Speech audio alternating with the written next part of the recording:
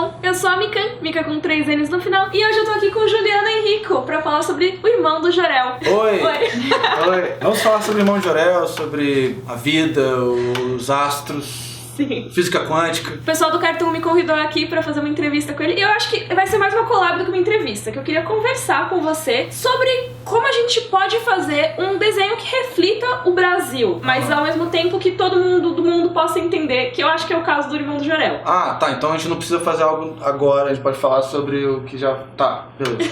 Mas se quiser desenhar agora uma coisa pro mundo, a gente pode tentar. Não, a gente fala do caso do irmão do Jorel. Tá bom. Assim. Como que a gente pode pensar assim, o que você acha que tem de Brasil no irmão do Jorel? Vamos começar por isso, assim. Tá, o irmão do Jorel se passa no Brasil, e isso é assumido na série. Ele tem escolas com telhado, telhadinho ali, aquelas pinturas meio rústicas nos muros do lado de fora, que remetem um pouco a personagens conhecidos do nosso folclore. Tem aqueles tipos, aquelas figuras típicas, né, da escola, da diretora, da professora brasileira, até o tipo de cadeira que as crianças sentam na sala, o tipo de brincadeira que elas brincam. Na terceira temporada tem um episódio que é o dono de casa, que começa com uma partida de bet. Eu não sei como é que eles chamam isso em outros estados, mas... É tipo taco. Tipo taco, esse taco e outras brincadeiras. Coisas do comportamento, mas os conflitos todos são bem humanos, e as histórias, elas poderiam acontecer com qualquer criança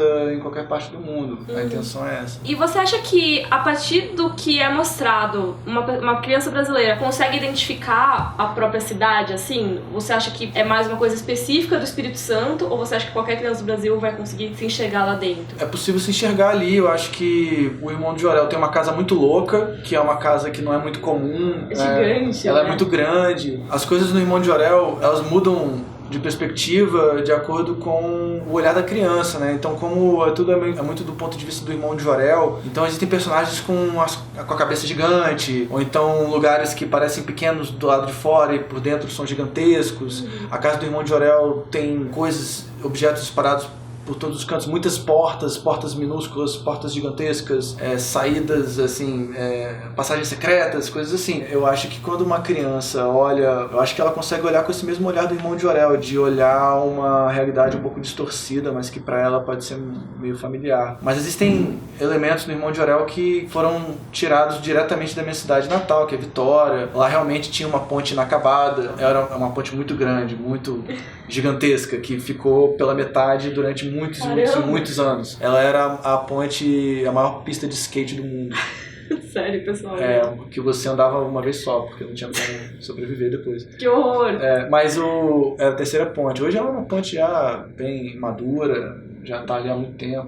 Agora tá completa? Tá completa. Ah, okay. Tem essa coisa do shopping, algumas áreas, algumas lojas, assim. Tinha uma loja de disco de heavy metal. Nessa terceira temporada tem uma loja que é uma homenagem. Enfim, tem vários personagens também. Mas tudo no Irmão de Jorel é uma mistura de pessoas e lugares, de objetos. Alguns objetos são bem reais, tipo o elefante de porcelana, ele realmente existe. A galocha amarela, enfim. Muitas coisas assim são bem fiéis, e às vezes elas têm personagem que fisicamente é uma pessoa e o nome é de outra e o comportamento é de uma outra terceira, sabe? Você vai construindo a partir de... E você pegou experiências de várias pessoas, né, ao seu redor também, não só da sua infância, por exemplo, pra fazer. Eu acho muito legal como as pessoas conseguem realmente se enxergar nessas histórias, assim. Eu tive a minha infância toda em São Paulo e eu me enxergo em várias coisas, vários detalhezinhos das histórias também, sabe? Acho muito legal uma história que consiga ser universal também, né? Mesmo tendo esses detalhes pequenininhos, acaba sendo uma coisa universal. E uma coisa que me pediram pra perguntar bastante pra você, que aí é uma questão da vovó Juju. Por que abacate? Teve algum motivo particular? Aí que tá. A minha avó, que inspirou o personagem, ela sempre me oferecia, igual toda avó, né? Fica, bota mais farofa, come fraco, bota tomate. Já, avó, já terminei de comer. Não, mas bota tomate, come cebola. Tudo, né? O abacate era só um deles. E minha avó fala realmente muito abacate, fala do cabelo e tal. Só que nesse episódio, por alguma razão, esse foi um episódio que começou, né? O lance do abacate é um episódio da primeira temporada chamado Não Tenha Medo do Seu Medo, que foi escrito pelo Caíto Mainier, junto comigo e tal. E ele, eu não sei exatamente se no roteiro a gente acabou dando muita atenção para abacate, e na edição do Animatic eu acabei repetindo mais, e isso foi incorporado e também bateu de um jeito que as pessoas ficaram meio obcecadas pelo lance do abacate do cabelo. Mas eu gosto muito também quando a vovó Juju fala inhame, tem que comer inhame, tomate, batata. Ela fala umas coisas bem... Eu gosto muito do inhame, assim. Essa terceira temporada ela vai ter umas frasezinhas também famosas. Mas o abacate ele tá na moda, né? Ele faz bem pra muita coisa. Acho que tem muitos produtos aí. A vovó Juju é uma hipster. Talvez ela seja uma hipster precursora aí do abacatismo. Cara, falando no episódio do Não Tenha Medo do Seu Medo, tem um vídeo falando sobre a vovó Juju de um canal chamado Meteoro Brasil, que quando eu tava me preparando pra conversar com você, eu assisti e tudo mais, e eles falaram que o pato do episódio seria o pato das manifestações, só que o episódio saiu muito antes. Nossa, seria o caso de os Simpsons preverem o futuro, só que com o irmão do Jorel preverem o futuro? Foi, totalmente isso. Enfim, eu acho divertido assistir esses vídeos que as pessoas criam teorias. Tem coisas que realmente são teorias que foram pensadas e que a gente vai construindo para que em algum outro momento a gente explique aquilo ou então potencialize. Por exemplo, na terceira temporada a gente vai mergulhar muito no passado da vovó Gigi e vai descobrir exatamente quem é a vovó Gigi. Quero muito ver isso. E o que está por trás da idade dela, por que ela esconde a idade. O elefante de porcelana também a gente vai entender um pouco mais por que a vovó Gigi tem tanto cuidado com o elefante de porcelana. Mas com relação ao Gisonel e ao pato gigante, aquilo foi só a ideia de que um pato gigante é engraçado, um pato inofensivo, com um olho. Né? O lance do pato gigante é porque o pato gigante, como um monstro, é divertido, porque é uma figura bem inofensiva, com um olho bem profundo. E o anatidaifobia, que é a fobia de estar sendo observado por patos, foi uma conversa, assim, descompromissada dentro do estúdio. Eu tava até com um soldado, o Rodrigo Soldado, que é um dos diretores da primeira temporada, ele tava falando sobre isso. A gente, nossa, vamos fazer um episódio e tal. Tem muitas fobias bizarras. Se você for olhar no Google, tem o medo de Kevin Bacon. O medo do número 13, né? Tem um monte de medos diferentes. Assim, cada coisa tem um nome muito específico, o que é muito louco. Fobias catalogadas. E uma coisa que a gente tava conversando um pouco antes de começar a gravar era a questão de fazer o irmão do Jorel mais velho. Você já fez episódios com ele menorzinho. E já teve episódios que ele apareceu mais velho. Mas você acha que seria legal uma outra série só com ele mais velho? Eu tenho pensado em muitas novas sagas pro irmão de Jorel, assim, spin-offs e coisas assim. Na terceira temporada a gente vai conhecer o irmão do Jorel de uma forma diferente. Ele vai estar amadurecendo, vai estar descobrindo novas amizades, novas formas de ir pra escola. O universo vai se expandir. Você perguntou sobre referências da minha cidade natal e do Brasil e da América Latina também. Vai continuar tendo muita coisa da nossa identidade, mas ao mesmo tempo a gente vai estar explorando outras culturas e trazendo personagens de fora pra dentro do universo. A gente vai ter um lugar chamado Montanha Clinton Pires, que é um pouco inspirado em Machu Picchu. Legal. E tem um personagem lá muito legal que é o Oráculo. Uma crise existencial engraçada sobre o irmão de Jorel. E vai ter um episódio de futebol que vai ter um goleiro chamado Loquerito.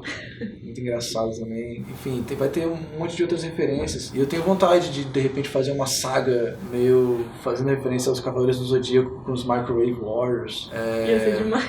O irmão de Jorel mais velho também é uma possibilidade de a gente viajar no tempo. O Jorel no futuro é uma coisa que eu tô pensando muito agora. Tenho tido algumas ideias aí pra viagens no tempo e universos paralelos e novos países, viagens internacionais. Pô, demais. Tudo é possível. Será? Pensando em viagens no tempo e tudo mais, queria saber que outros desenhos são referência pra você na hora de pensar. Esse aqui, Turma da Mônica.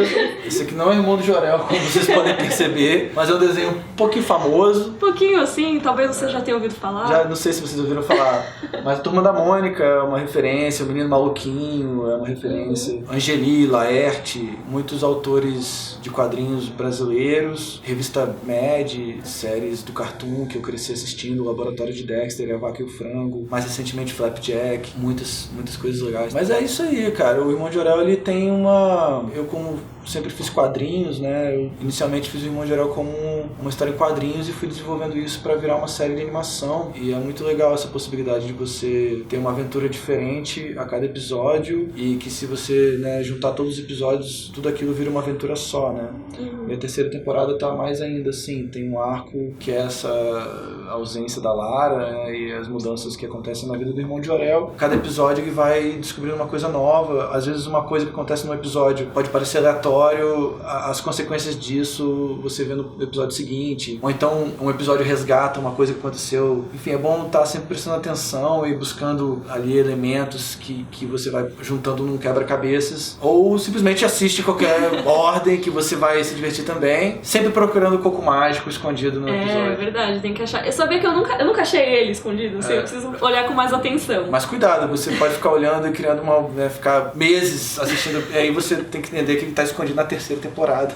Se você for procurar na segunda, pode ser que você... Aí você fica procurando. Aí a pessoa tá com a barba, assim, num quarto escuro, você precisa achar o coco mágico. Então foi por isso que eu nunca achei, Pensei, não, vai que eu vi assim e não prestei atenção, mas então realmente ele não estava.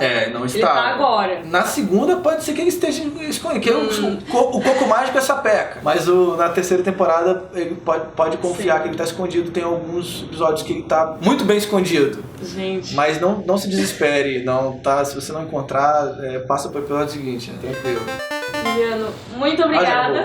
Acabou já, olha só. Muito você pode dar o seu recadinho pro pessoal se você quiser. Tá. Se você não quiser também não precisa. Tá. Nunca desista, como o Carlos Ferino costuma cantar na música Nunca Desista, nunca desista. Às vezes é bom desistir, né? Algumas vezes desistir pode ser corajoso e glorioso. Mas quando você puder não desistir, não desista, porque às vezes vale a pena insistir um pouco mais. Se não, passa pro desafio seguinte e continue não desistindo de outras coisas, não das mesmas coisas. Mesmo quando tudo der errado, nunca desista.